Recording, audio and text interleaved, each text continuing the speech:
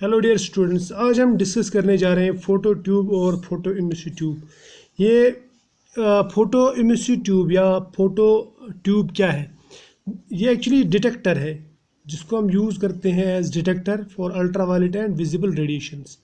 यानी जिस इंस्ट्रूमेंट में हमें डिटेक्ट करनी हो अल्ट्रावायलेट रेज या विजिबल रेडिएशंस कि ये कितनी आ रही है, ठीक है, तो उसमें हम इस फ़ोटो ट्यूब का इस्तेमाल करते हैं। फ़ोटो ट्यूब में क्या होता है, देखो इसमें सबसे पहले एक चेम्बर एक रहता है, या आप डार्क चेम्बर भी ले सकते हैं या ग्लास चेम्बर भी ले सकते हैं। लेकिन ये जो चेम्बर है ना, ये इवैक्यूएटेड चेम्बर होना चाहिए। इवैक्यूएटेड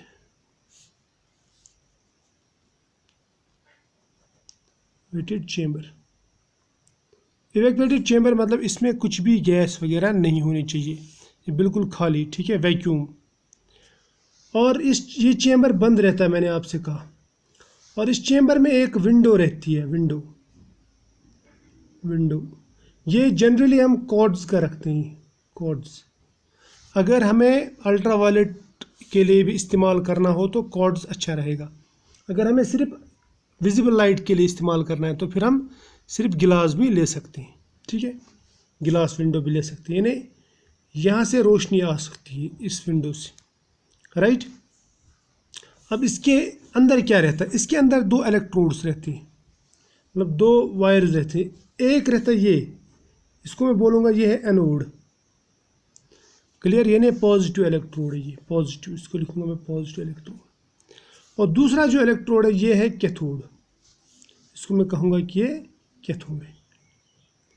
और कैथोड ज़्यादा इम्पोर्टेंट है इसमें, क्लियर, समझ में आया ना।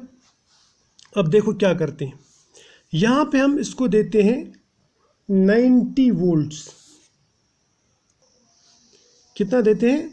90 वोल्ट्स देते हैं इसको। लेकिन इन दोनों इलेक्ट्रोड्स में यहाँ पे बीच में गैप है। 90 वोल्ट्स तो दिए लेकिन गैप है, समझ में आया ना। अब इसका मतलब यहाँ से अगर हमने वोल्टेज दिया, यहाँ पे सर्किट कंप्लीट नहीं होगा, राइट। अब देखो सर्किट कैसे कंप्लीट करते हैं। सपोज़ जिस इंस्ट्रूमेंट में ये हम लगाते हैं, ये वाला डिटेक्टर लगाते हैं, तो उसमें क्या होता है, देखो हमने सोर्स से लाइट निकाली, मोनोक्रोमेटर में डाली, मोनोक्रोमेटर के बाद में ये सैंपल के थ्रू पास हुई, है ना। सोर्स, मोनोक्रोमेटर और सैंपल से निकलने के बाद में जो लाइट है ना, इसको अलो किया जाता है to pass through this window. जब ये इस विंडो के थ्रू जाती है तो ये पड़ता है इस पे, ये जो है ना, ये ऐसा मैं बोलूँगा कि हाफ कर्व्ड है, ये ऐसा इस तरह का इलेक्ट्रोड है, क्लियर। या मैं बोलूँगा हाफ सिलेंडर ये हाफ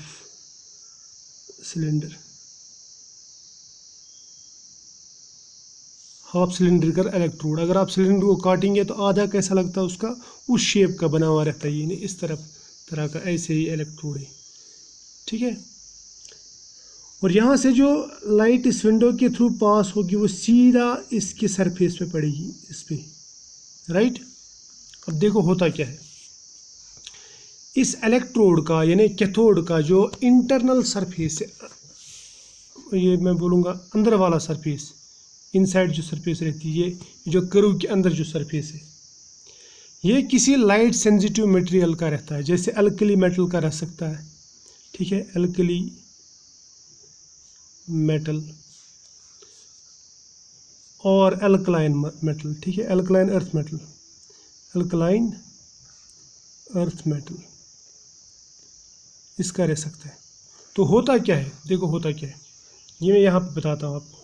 ये दो इलेक्ट्रोड्स, ये है कैथोड और यहाँ पे और एक इलेक्ट्रोड है, ये है एनोड, ठीक है। इन दोनों के बीच में डिफरेंस है। जो ही इस पर लाइट पड़ती है, लाइट मतलब फोटॉन्स, जो इसको फोटॉन्स टकराते हैं तो ये फोटॉन्स क्या करते हैं, जो अल्कली मेटल्स रहते हैं या अल्कलाइन अर्थ मेटल्स, इनके इलेक्ट्रॉन्स लूज रहते हैं, ज़्यादा टाइटली बाउंड नहीं रहते। यानी इनके ऊपर अगर लाइट पड़ जाए, लाइट सेंसिटिव मटेरियल के ऊपर अगर लाइट पड़ जाए तो यहाँ से इलेक्ट्रॉन्स इमिट होते हैं। क्या होते हैं? इलेक्ट्रॉन्स इमिट, यानी यहाँ से इलेक्ट्रॉन निकलते हैं, यहाँ से इलेक्ट्रॉन निकलते हैं। ये इलेक्ट्रॉन जब निकलते तो ये इजेक्ट आउट हो जाते हैं, इससे सरफेस से बाहर आ जाती हैं, जिसे आप कहते हैं फोटो इलेक्ट्रिक इफेक्ट। समझ में आया? फिर से समझा रहा हूँ मैं। जो ही लाइट इस पे पड़ती है, यहाँ पे सरफेस पे, अंदर कैथोड की सरफेस पे, तो कैथोड से क्या होता है, कैथोड से इलेक्ट्रॉन्स बाहर निकलते हैं, ठीक है, क्योंकि ये लाइट सेंसिटिव मटेरियल है। जो इससे इलेक्ट्रॉन्स बाहर निकलते हैं तो यहाँ पे जो एनोड है ये पॉजिटिव है, ये एनोड इनको अपनी तरफ खींचता है, किनको, इन इलेक्ट्रॉन्स को। तो इसका मतलब पहले जो गैप थी एनोड और कैथोड के बीच में, ये जो गैप थी, लाइट पड़ने के बाद में ये जो इलेक्ट्रॉन्स हैं, ये इलेक्ट्रॉन्स इस गैप को मतलब फिल करते हैं या कम करते हैं, ख़त्म करते हैं, क्योंकि अब इलेक्ट्रॉन यहाँ से यहाँ जाएगा, इलेक्ट्रॉन यहाँ से यहाँ जाएगा। तो इस तरह से इलेक्ट्रॉन उठ के यहाँ से यहाँ जब जाएगा तो सर्किट कंप्लीट हो जाएगा और इसके थ्रू इलेक्ट्रिसिटी फ्लो होगी, ठीक है। अब कितनी फ्लो होगी ये इलेक्ट्रिसिटी, यानी यहाँ से कितनी इलेक्ट्रिसिटी बन रही है, मतलब ये फ्लो हो रही है, वो हम मेजर कर सकते हैं, ठीक है, वो हम मेजर कर सकते हैं।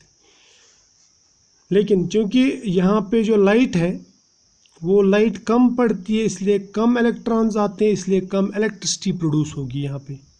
समझ में आया ना? यहाँ पे कम करंट प्रोड्यूस होगी, ठीक। इसलिए जो भी यहाँ से करंट निकलता है इसे हम पहले एम्पलीफाई करते हैं। क्या करते हैं? एम्पलीफाई। तो यहाँ पे एम्पलीफायर रहता है, ये एम्पलीफायर इसको एम्पलीफाई करता है, यानी इस करंट को बढ़ाता है और उसके बाद में भेजता है यहाँ पे रिकॉर्डर पे। किस पे? रिकॉर्डर पे, राइट। समझ में आया? अब आपको पूरी कहानी समझ में आती है। सोर्स से लाइट निकली, हमने मोनोक्रोमेटर के थ्रू पास की, वहाँ से सिंगल वेवलेंथ निकली, उसके बाद में सैंपल के थ्रू पास की, सैंपल ने थोड़ा एब्जॉर्ब किया, थोड़ा छोड़ दिया। जो छोड़ी हुई लाइट है वो लाइट इस ट्यूब में जाती है, इस विंडो के थ्रू, ये क्वार्ट्ज विंडो है। जब लाइट इधर जाती है तो ये पड़ती है सीधे कैथोड पे। कैथोड से निकलते हैं इलेक्ट्रॉन्स जो जाते हैं एनोड की तरफ। अब जितने इलेक्ट्रॉन्स ज़्यादा जाएंगे उतना यहाँ से यहाँ करंट ज़्यादा फ्लो होगा। समझ में आया ना? और वो करंट कितना फ्लो हो रहा है इस सर्किट के थ्रू, ये हम मेजर करेंगे, ठीक है, या फिर पहले एम्पलीफाई करेंगे, उसके बाद में मेजर करेंगे और उसके बाद में रिकॉर्डर को देंगे, ताकि वो हमें बताए, वो रिकॉर्डर हमें बताए कि कितनी करंट आ रही है, ठीक है। तो करंट जो भी आएगी, जो भी रिकॉर्ड होगी, उससे हमें पता चलेगा कि इसने कितना लाइट दिया यहाँ पे और कितना एब्जॉर्ब हुआ और कितना बाकी ट्रांसमिट हुआ। समझ में आया ना? देखो, जो सोर्स से लाइट, यहाँ पे दिखाता हूँ मैं, सोर्स से जो लाइट निकलती है, सपोज़ ये है, हम रफली बोलूँगा मैं, सपोज़ 100 फोटॉन्स। उसके बाद में हमने मोनोक्रोमेटर के थ्रू पास की ये। अब मोनोक्रोमेटर में सिर्फ एक वेवलेंथ हमने सिलेक्ट की और वह है 10 फोटॉन। कितने? 10 फोटॉन। 10 में से उसके बाद में ये मोनोक्रोमेटिक लाइट हमने सैंपल के थ्रू पास की, इसमें से 2 फोटॉन इसने एब्जॉर्ब किए और बाकी कितने फोटॉन बचे? 8 फोटॉन। अब बाकी जो बचे उससे हमें पता चलता कि यहाँ पे एब्जॉर्ब कितने हुए। सपोज़ 10 यहाँ से डाल दिए सैंपल में, वहाँ से वापस कितने मिले? 8, जो हमें डिटेक्टर ने यहाँ पे बता दिया। डिटेक्टर ने हमें बताया कि कितने फोटॉन निकले, 8 फोटॉन। तो गायब कितने हो गए फिर? 2। तो इसका मतलब 10 माइनस 8 इज इक्वल टू 2। तो 2 फोटॉन एब्जॉर्ब हुए, 8 ट्रांसमिट हुए। ओरिजिनल कितने थे? 10। समझ में आया ना? तो इससे हमें ये पूरी इन्फॉर्मेशन मिल जाती है और ये डिटेक्टर हमें बता देता है। क्लियर? शाबाश। अब इस डिटेक्टर को गौर से देखो, इसको अपने दिमाग में बिठाओ और याद रखना, यहाँ पे जो कैथोड है, कैथोड पे जब लाइट पड़ती है तभी यहाँ से इलेक्ट्रॉन निकलते हैं और वही इलेक्ट्रॉन्स हमें बता देते हैं कितने फोटॉन्स आ गए, ठीक है, कितने फोटॉन्स आ गए। क्लियर? समझ में आया ना? शाबाश। तो इतना भी याद रखना कि जो कैथोड होना चाहिए वो लाइट सेंसिटिव मटेरियल होना चाहिए, यानी जिसके ऊपर जब भी लाइट पड़े तो इलेक्ट्रॉन्स इजेक्ट करे। और एक बात याद रखना कि यहाँ पे जो इलेक्ट्रिसिटी प्रोड्यूस होती है वो ज़्यादा नहीं होती है, बहुत ही कम होती है, इसलिए हमें यहाँ पे एम्पलीफायर लगाना पड़ता है ताकि वो एम्पलीफाई करके उनको रिकॉर्डर में बेचें। और क्या देना पड़ता है हमें, वोल्टेज। वोल्टेज इसलिए देना पड़ता है ताकि यहाँ से जो इलेक्ट्रॉन निकले वो इधर उधर ना जाए, सीधा एनोड की तरफ ही अट्रैक्ट हो। Clear, positive electrode. तो आई होप यहाँ तक आपको समझ में आया होगा। मिलेंगे नेक्स्ट लेक्चर में नेक्स्ट टॉपिक के साथ में, तब तक के लिए बाय।